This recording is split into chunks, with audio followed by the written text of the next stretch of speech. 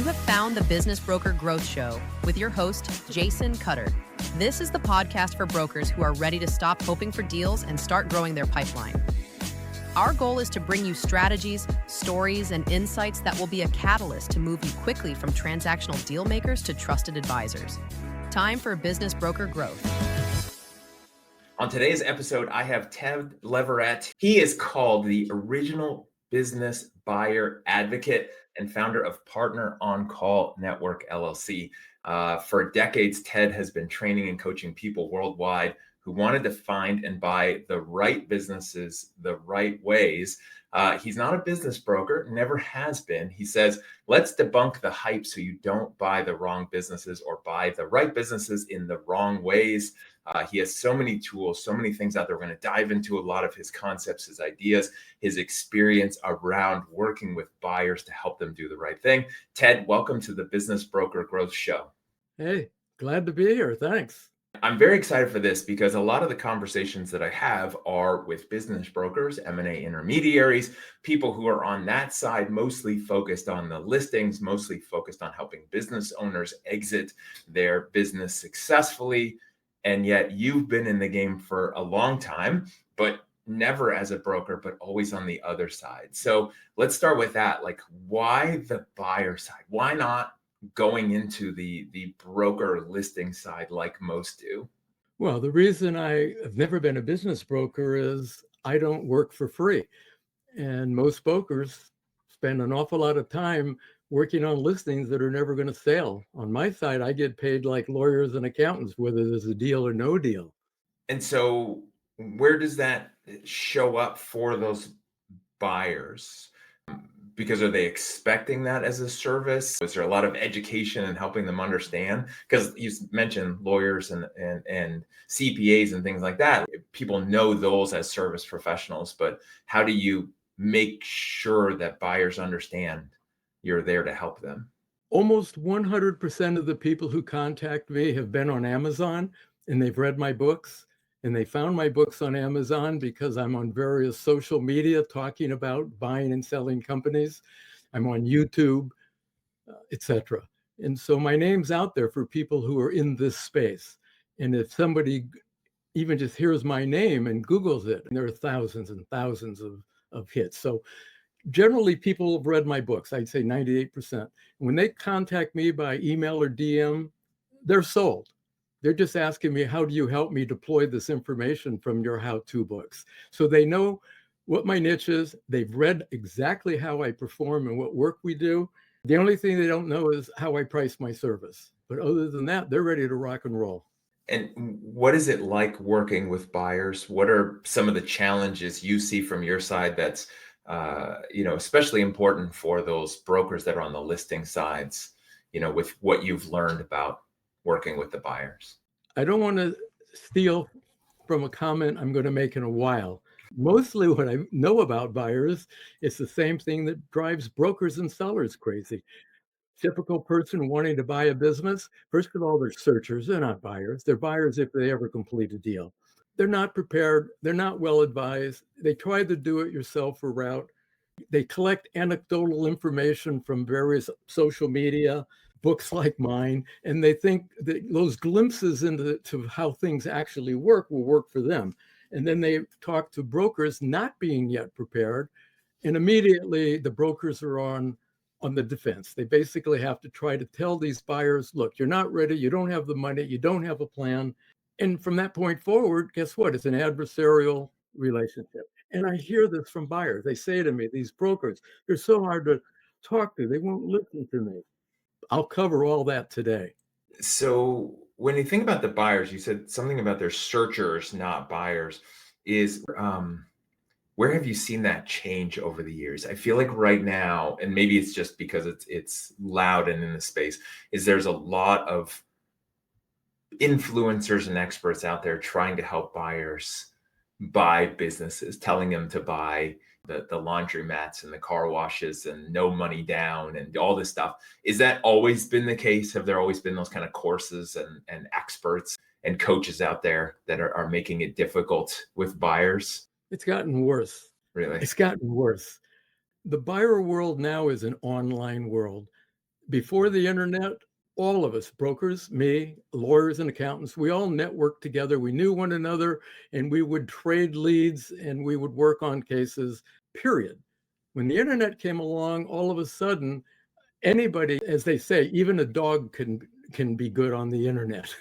Give you an example. On LinkedIn, there are dozens of people posing as advisors to buyers and sellers. These are people who last week were doing something completely different, and they read a book or they're reading postings online and they repackage it, or nowadays, as of like a year ago, they go to AI, artificial intelligence, and they say, set me up so I can automatically respond to smart people on LinkedIn.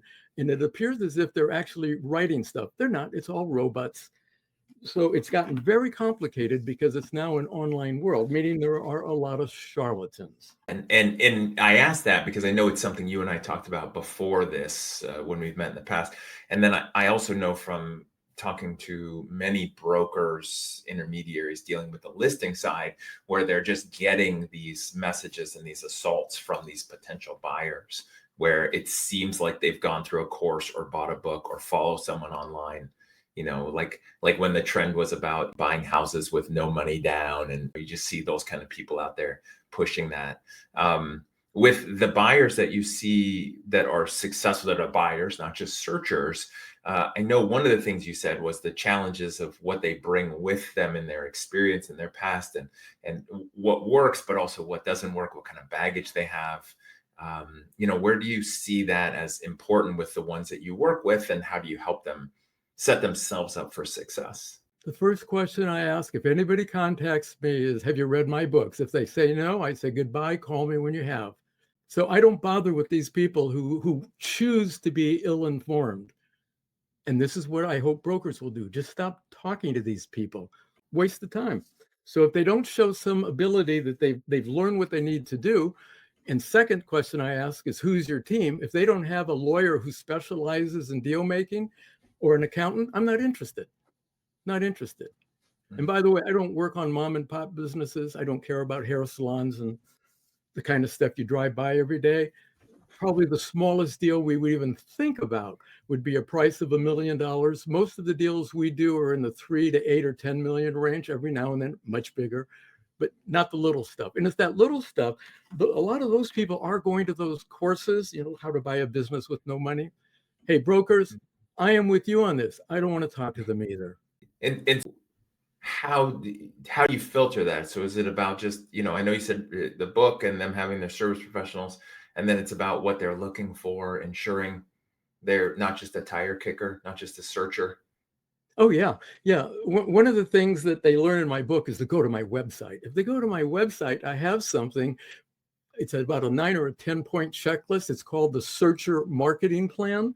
And in there, it lists 9 or 10 steps. And we all start with a Zoom. So we're in a Zoom meeting. I have that up on my screen. They have it on theirs if we're not screen sharing. And I question them, what's your resume? What's the money?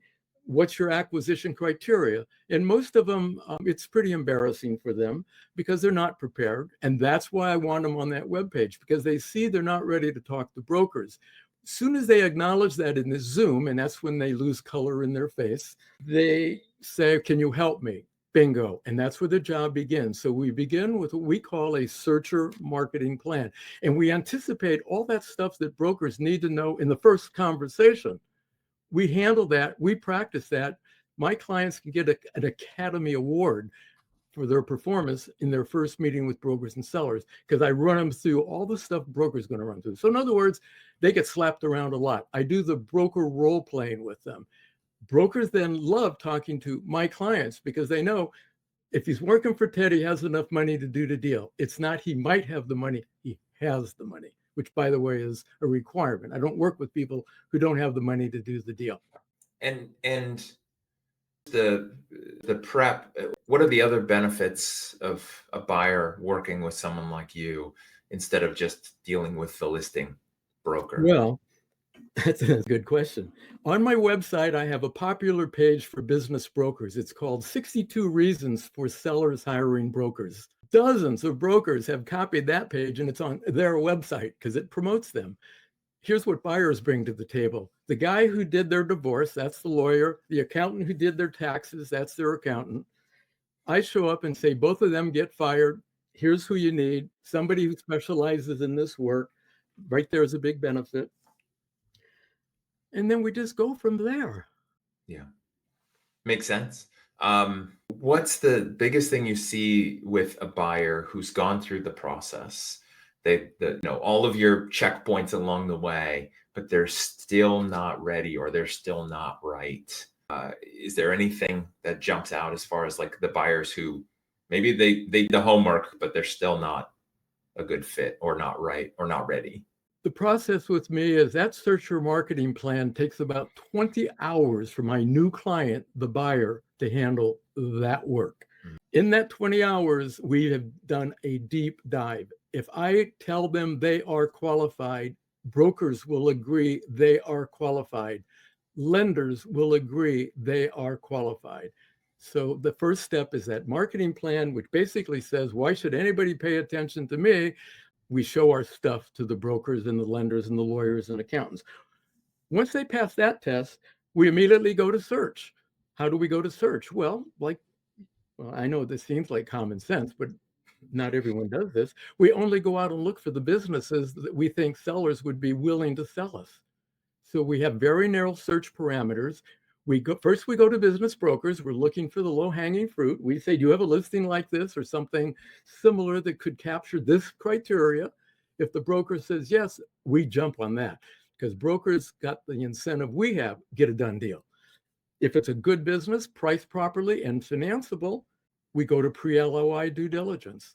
If it passes our initial tests, and brokers know what that is. Everybody knows. I mean, anybody who knows anything about pre-LOI due diligence, if it passes the buyer's test, meaning we touch base with the lawyer, we touch base with the bank, we touch base with the potential lender, a deal maker, a guy like me guiding this process says, yep, we're on track. We submit the LOI, work done. At that point, as you know what happens, it goes into formal due diligence. That's a completely different ballgame. And then last question before we move on to the next section is talk to me about the times when brokers, like the listing broker side of things, don't like you being involved. I know there's a lot of positives. I know there's a lot of good parts to you being involved, right? We both are aware of that. I think it's great, but I'm just imagining those scenarios where they don't. And I have my guesses at why they wouldn't, but I'm curious what you have experienced in all your years. Well, I make their job easier. That's number one. They know that they're talking to my client. If they don't serve them, that buyer is going to own a business down the road. So there's that. I'm not sure what would be more important than that. They know if they're working with me, I'm going to help them get a done deal. Now, if you're asking me, do we kill deals? Yeah. If it's a deal only a moron would go for, we're going to kill it. So look, at hundreds of brokers out there know me. Hundreds. I've done deals with hundreds of them. They know that my clients are not the people they present mediocre businesses to. They know that Ted Leverette and the lawyer and accountant are going to kill that deal in the first moments. But if they can show us financeability up front, and they can show us the seller is prepared and they're prepared, and they treat us well, we are going to get a done deal with them. But if they're posing crap, we won't. This almost never happens. I mean, this hasn't happened to me in decades. It did happen decades ago. I'm in Florida now, but this business basically came out of Seattle. When I was in Seattle in the early years, I'm talking decades ago, I was a broker basher. Why? Because I was a new kid on the block. Nobody ever heard of a business buyer advocate. There were only 2 books written on the topic back then. So I was making it up as I went along. And one of the ways I did it is I'd say, brokers are going to take advantage of you. You really need to pay, that kind of stuff. Well, that shut me out of Seattle instantly because the brokers were friendly back then, probably like they are now. And they just sent emails to one another and said, oh, we've got this idiot in town. He's a broker basher. Tell all buyers he'll take advantage of you. He'll suck your money and you won't ever get a deal. That did happen. But I figured out how to stop doing that about 27 years ago.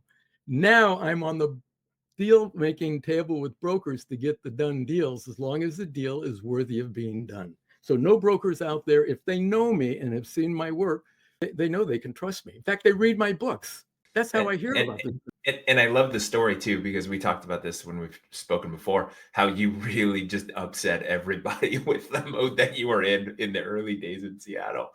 And then you kind of had to switch your mode and your conversations and really like put your hands out and kind of get back into the good graces in the industry.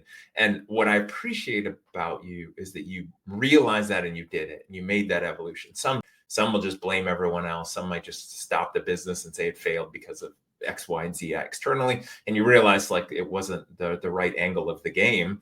And that for you to be successful, to help your clients be successful, which then ultimately helps everyone be successful. Now it's just a co-op thing, right? Everyone's trying to win the same game together. It's not you versus them. And if you're representing buyers in the right way, the right buyers, and it's a good listing, then everyone's going to be happy, right? You're not taking anything away from anyone for you to be successful with your buyer. So I love that you realize that and shifted, and then have evolved well past that over all these years. Well, in that first year, I always had a stomach ache. Now I was young, so I had the stamina to handle it. But I just sort of felt dirty and tense. And then actually, it was a business broker who was friendly with me because he was a neighbor. He said, "Look, just chill out. Yeah, there are a lot of us brokers who you need to be careful of. Just focus on our good listings, and then focus on good brokers with good listings. And if you do that, Ted, you don't have to be our opposition. We'll help you close the deal because I get paid too when deals close. Not much. I get most of my money in fixed fees like lawyers, but sometimes I'll get a performance fee or a completion fee. So I'm motivated to get a deal done as long as it's a good one. This is why if you go online, Google Ted Leverette, no dirt, zero. No lawsuits, zero. And I love that. And I love that advice that broker gave you, which is, and I think this is the important part, is that if you're representing good buyers and then you're finding a good listing, even if it's a bad broker, but it's a good listing that makes sense and it's valuable and it's a win for the buyer, then why not, right? And then if you can find good brokers that are trustworthy, that are professionals, that are deal makers with valuable listings, then focus on those and put those on your good list and just ignore the rest, the used car sales brokers that are just throwing crap up, against the wall and seeing what happens, right? There's, you don't have to be against them. Just don't, you vote with your money, right? Isn't that what they say? Most of the people who've hired me weren't born as a searcher yesterday. They've been beating around with the brokers or they've been on various social media. It's like going to the doctor. My knee hurts right now. I injured it. I'm not going to the doctor till I can't stand up. Nobody hires Ted until they hit the wall and realize, oh crap, I'm going to have to pay this guy because my lawyer seems to take me in the wrong direction. The accountant is a numbers guy. I need to talk to a deal maker. So that's the magic we're looking for. I think brokers owe me a lot of money, some of you. Here's why. The really lousy brokers we've helped you close deals, you got paid, and you got paid a lot more than me. So now, without me, these same buyers would run from those brokers. Buyers are not tolerant of brokers. Most buyers really are suspicious of brokers. I don't think they need to be as suspicious as they are, but they are. So if you don't perform for them, they just walk away. If I'm there and it's a good deal, I telephone the broker or email them nowadays. And I say, hey, look, here's the issue. You really pissed off my guy. We want the company. Can you just chill out a little bit? And they'll say, well, what do you want? And I'll say, I don't know. Why don't you and I now make a list of what we need to do to get this deal done? You tell the seller, I'll tell the buyer, and let's cut this crap of worrying about the personalities. And I'll have my buyer be a little nicer. And that's what gets the deals done. And I think that's the key, right? And the buyers having some representation, which is you, and then being able to get deals done. I think it's the fundamental thing that's true in many other industries that are similar to this, like real estate agents, loan officers. The barrier to entry is so low to be in the business, to call yourself that title, that it doesn't mean you actually know what you're doing or you're qualified or you're a professional. That comes if you choose to be, and if you have the experience and the education, you put in the learning time. But you can do very little to call yourself a broker and try to get a listing, which is, probably what those buyers are experiencing when they're coming across that. So let's move to the next part, because I'm excited about this, because I know that we've talked about it and you have some ideas here. And so this is the business broker growth playbook section. So this is your I hate using the word hacks, but it's true. The hacks, the tips, the ideas for brokers growing their pipeline and growing their business. Now, what's interesting and fascinating is you've spent your whole career, like we've been talking about, on the buyer side and never a broker, but you have the fun distinction of seeing tons of brokers from an unbiased standpoint and basically seeing which ones are successful, which ones aren't, what's working, what's not working.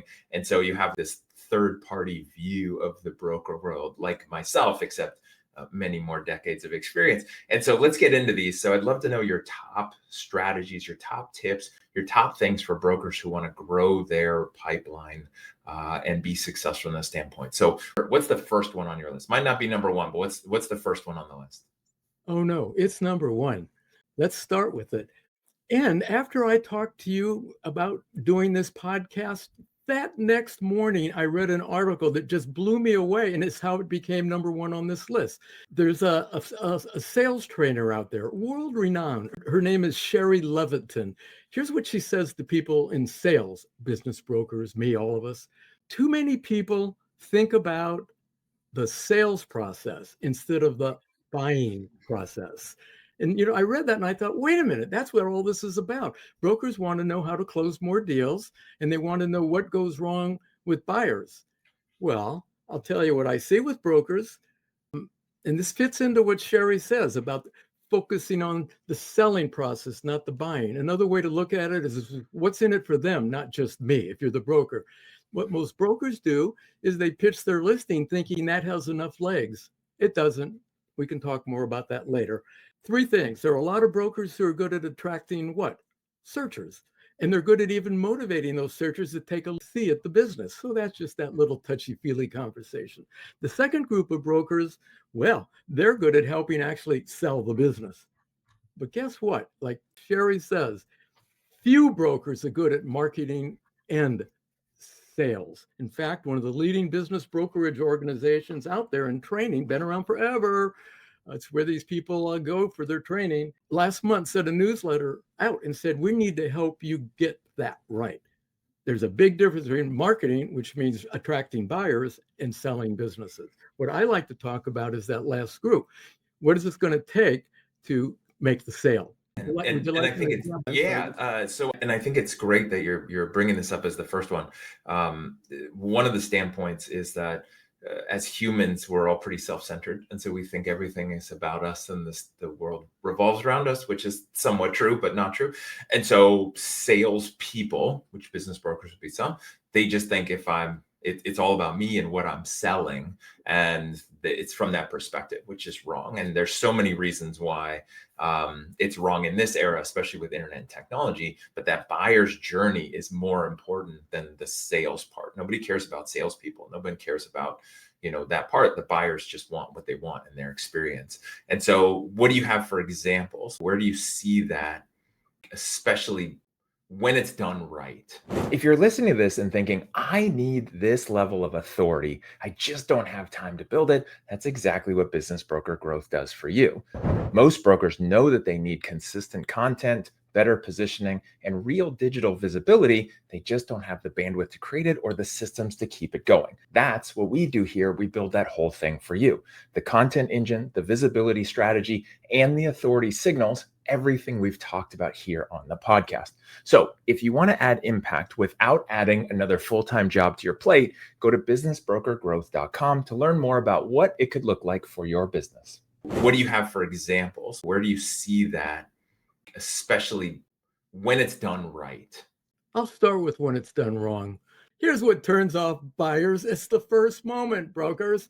They go to your website and you say, sign the NDA. Okay, I advise my clients with their lawyer, sign all these NDAs, except What we're presented with are one-sided NDAs that protect only the broker and seller. So guess what? If you provide a buyer that and they're under duress signing it, your trust has gone out the window or flushed down the toilet. At that point, they know they can't trust you, period. Use mutual NDAs.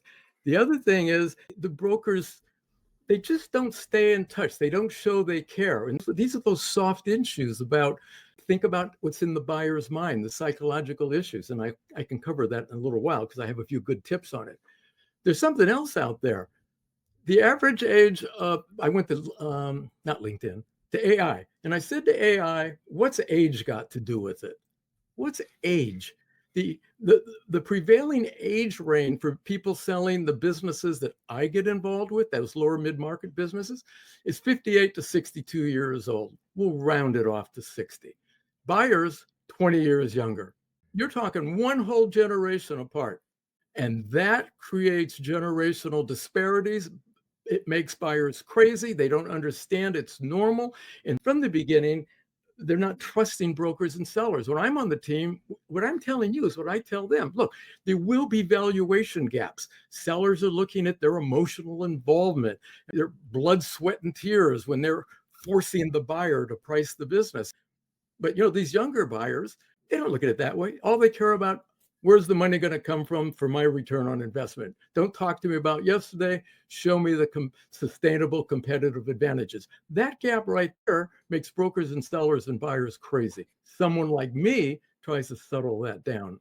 Hey, even what about this? The digital versus in-person meetings. This is a big one. These 38-year-old guys, and most of my clients are 35 to 45.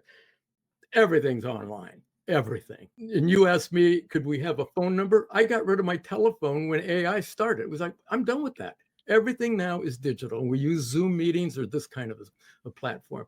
Well, these small business owners are not accustomed to that. It's not how they live their life. So brokers who don't have this in their mind, that there's this generational disparity, the buyer may not be complaining up front, but they're complaining to me. And if they don't have me, then it's just why they don't trust. They just don't have the trust. And we're going to, by the time we're done, I hope to show how to get that trust. That makes sense. I could see that with the generational side, the one-sided NDAs, the just all of that makes sense. And so what about when it's done right? Well, when it's done right, the brokers, and we're talking about that first online contact where a buyer has played around on bizbuysell.com, for example, and they see a listing that tempts them. They click it, and up will come something that says, give us a buyer profile and sign this NDA. And if we like what we see, we will send you a confidential information memorandum. I have no problem with that. I believe brokers need to screen out searchers even more than they already do. So I think that's wonderful. Here's where shit hits the fan and it's not good. The broker gets it back. And of course, he got 8 others that same day. And he's busy with 2 other listings. He's got a seller who's complaining about a buyer. In other words, the broker's world is so chaotic, a day or 2 goes by. Guess what? Searchers are like babies or puppies. When they have to eat or poop, it means now. So if you get that NDA signed and you get that buyer profile that they don't like filling out, name, address, phone number, how much money you have, what's your career, none of them like it. If you don't get back to them fast, they're mad at you. And guess what they're also doing? They're now in a festival. They're clicking everything else on Biz Buy Sell and they're shotgunning that out. This is a big mistake for buyers who do it, but they do it because they are not patient. You need to get back to them lickety split nicely. And it's true, right? Because now in this era, which, the brokers might not fully be realizing it, the business sellers might not be realizing it, but thanks to technology and thanks to what we have within our hands, our arms reach at all times, we expect everything instant, right? If something I order online takes more than a day or 2, I'm unhappy, right? And I think most people, especially your general buyer demographic age, is used to everything occurring and happening instantly. And so that delay just feels like forever. And then it's just going to make someone move on or feel like they're dealing with someone who's not on top of it. And yeah, I could see that being a big deal. Could I give you 3 good tips? Since you asked Yeah, for let's that, go. I operate on the hurt and then rescue field of marketing. If people don't feel the problem, they're not looking for the solution. Brokers, if you just do these 3 things, you will differentiate yourself. Believe me, almost no brokers are doing this well. Number 1, listen more than talk. I know your mom told you that. It's not just listening, it's repeating back and showing you understand the buyer's perspective. You don't have to agree with it, and you also don't have to tell them that up front. String them along for a while. Remember, these buyers are presenting to you what they think you need to hear. You're not really getting to know that person, so you don't need to reveal what you don't like yet, because guess what? Sometimes people with money who can do the deal, they have abrupt personalities, and you need to fish a little bit to find out who they really are. Spend some time. They'll love you for it, because most brokers don't. Number 2, reliable. Do what you're going to promise and do it on time. I hear the complaint almost every encounter with brokers. I sent the email. He responded. He said you'd get back to me by Friday. It's now been 2 weeks. Guess what these buyers do? Trust me, there are I'm not going to name them in this show, but there are online venues where people complain about brokers.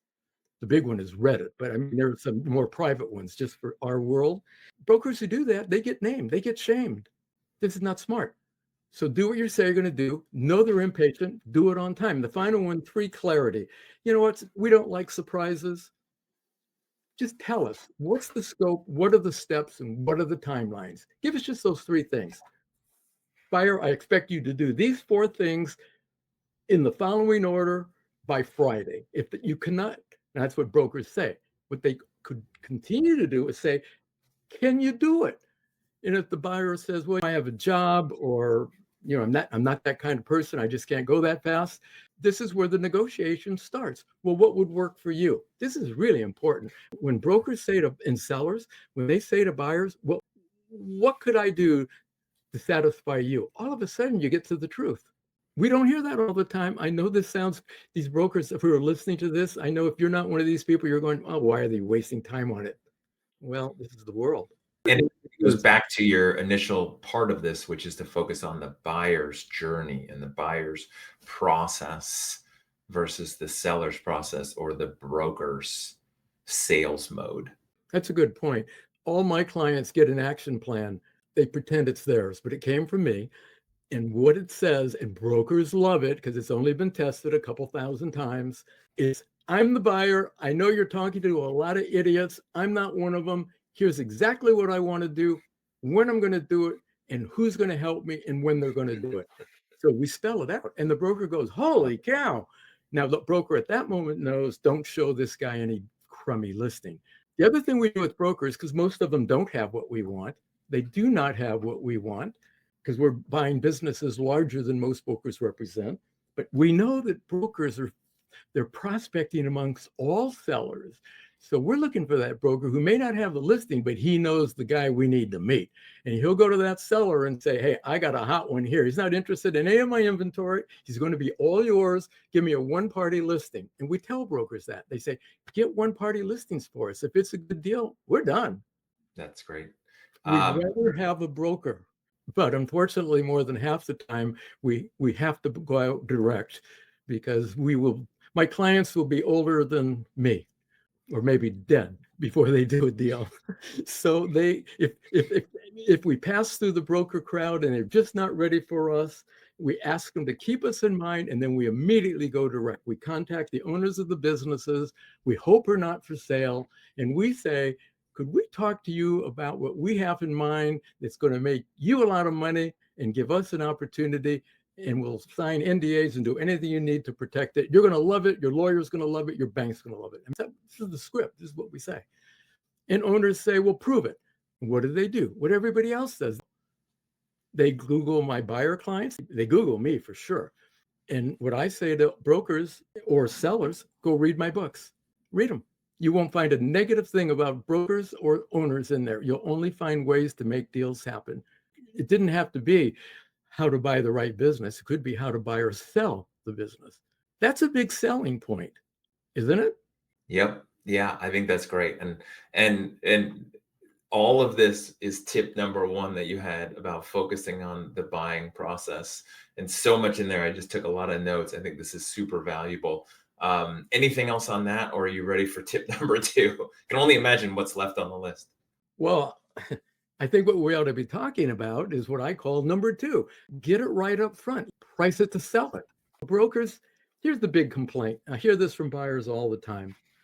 The price of a listing only goes down when they have to. And that's after it's been on the market for so long that the seller and broker have been slapped around so much that all parties are just like sick of it. I have very specific tips for brokers on how they can stop that crap and just nail the price as the listing goes live. If you want to hear those 3 or 4 tips, I'll give them to you. Let's go. Here's the sound bite. If it's financeable, it's saleable. Period.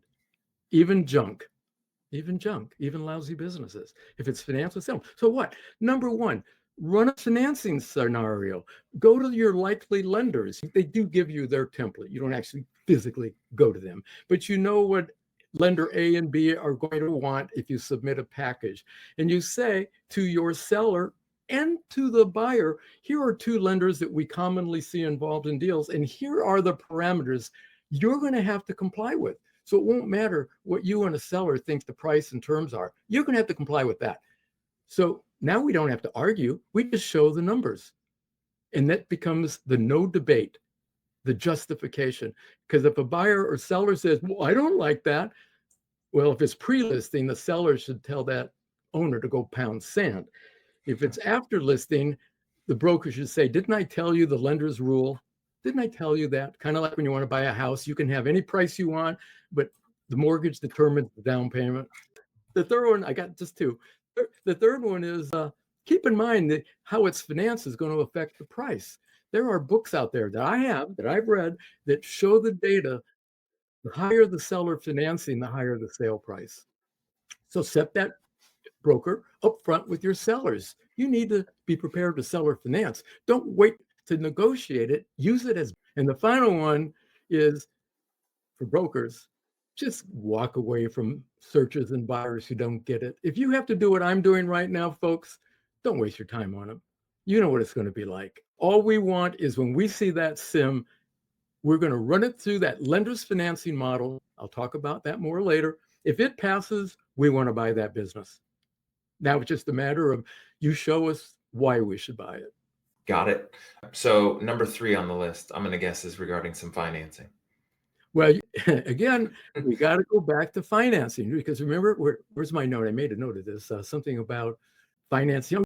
If it's financeable, it's saleable. So how about financial readiness? Brokers are not very good, a lot of them, at qualifying the sellers. The seller has to say, if I'm a broker, I will carry paper, period. If they don't, I'm not sure why I'd take that. In the small market, the lower middle market, I just don't know why. Because the SBA guaranteed lenders, they're being forced for seller financing. So just get that out of the way up front. Doesn't that just make sense?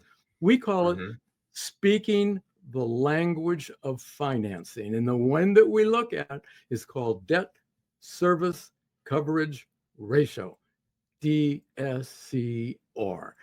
Remember, almost all buyers need financing, and most sellers don't want to provide that financing. Brokers, you need to bridge that upfront with your listings. If the business is not bank ready, we're not interested. No matter how good it is, not interested. Got it. Now, I know that you said about walking away from buyers, unqualified, unmotivated, the potential buyers, but what about the seller side for brokers? Well, as I say, it depends on what time of year, but at least half of the deals that my clients complete, no broker. We start there, we give it a month or 2, but birthdays are coming up. We don't want another year. So at that point, we go direct. When we go to direct, we say to the sellers, here's what we're going to do. Here's the timeline. Here's who's going to be involved.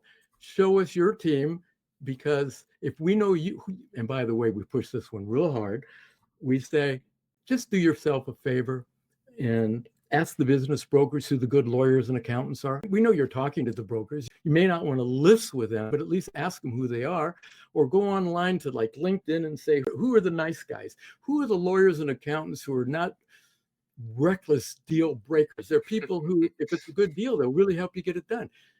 If sellers won't do that for us, we say, call us when you've got that person, because they know it's a waste. We know it's a waste of our time. I'm not sure this is coming through.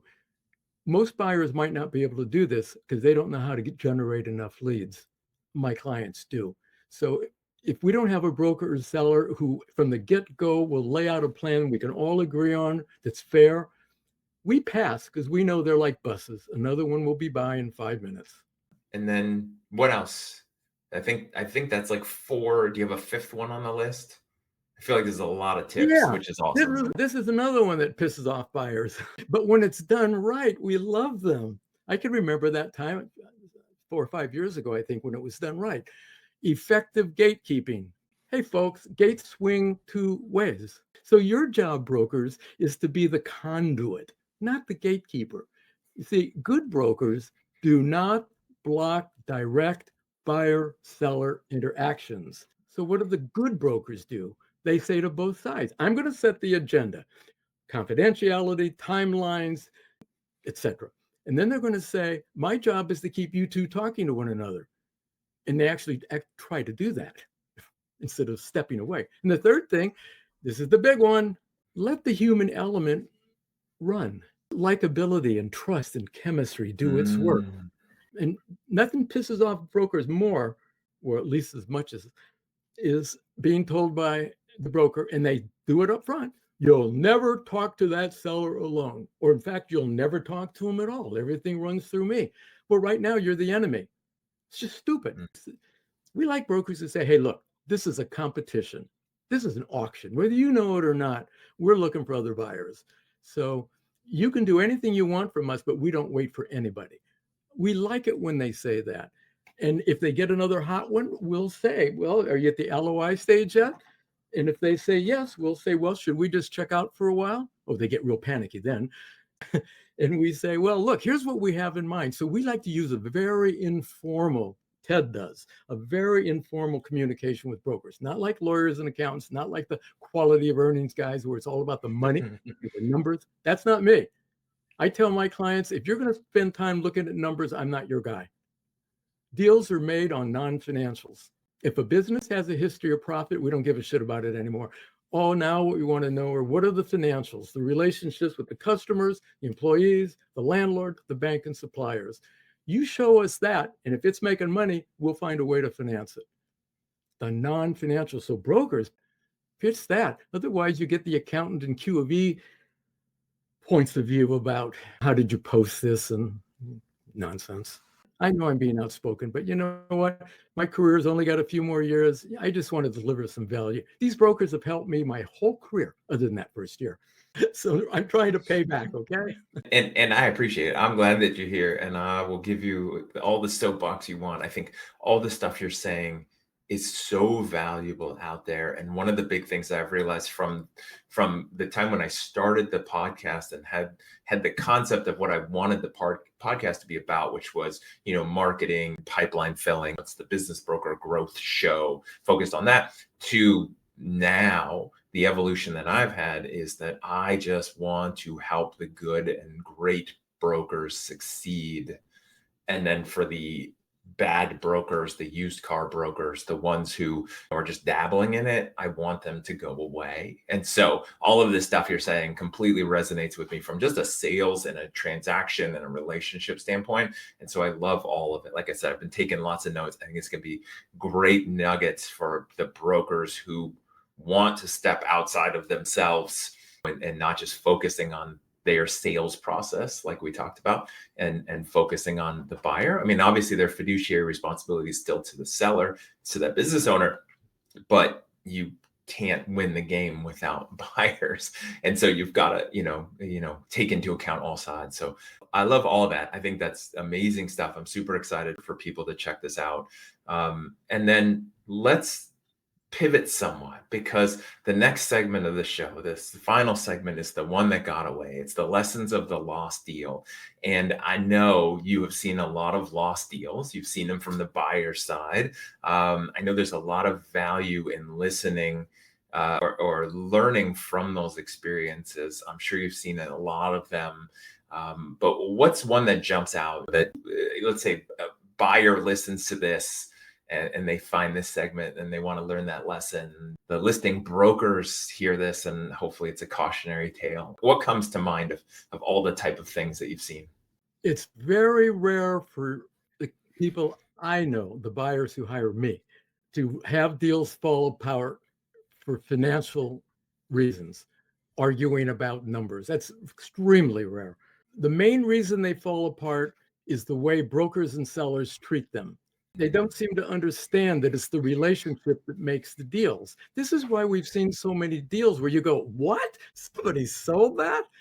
Well, it's because there were some human elements at play. So remember the psychology, likability, flexibility, broker likability, your flexibility is not as well as theirs.